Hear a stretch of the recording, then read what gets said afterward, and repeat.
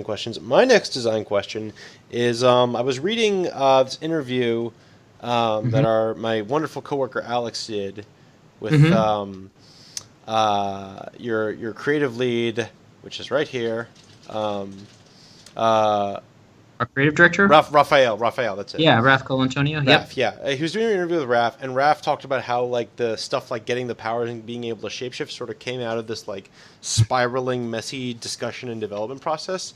Yeah. Um, from kind of a business and team relations side, how do you like sort of wrangle your ambitions with the technical burdens that it places on your coworkers? Like it's awesome like that you have like I'm sure Arcane's a great company where everyone's committed to like making cool Hmm. games, but at the end of the day, like you sometimes might really believe in an idea that someone else doesn't. You have to convince them. How do you sort of can you talk about that Yeah. process and making sure the team is willing to go through hell on an idea and back?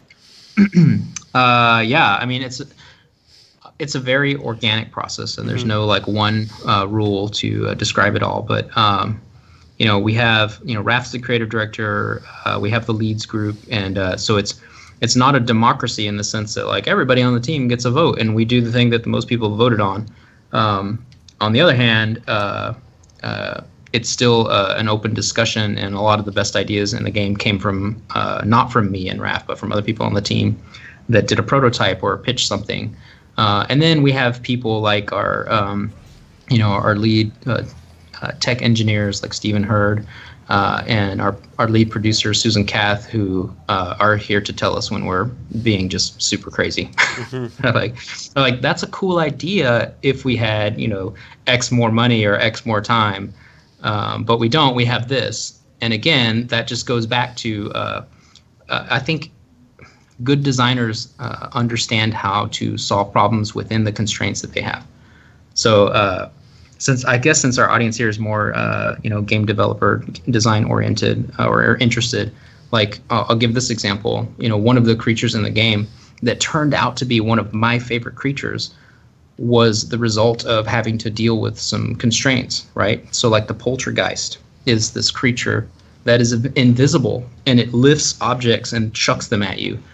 And part of the reason for that was like, hey, I think we need more creature variety, but we only have this much time remaining, and we have this many artists and this much bandwidth on the AI team.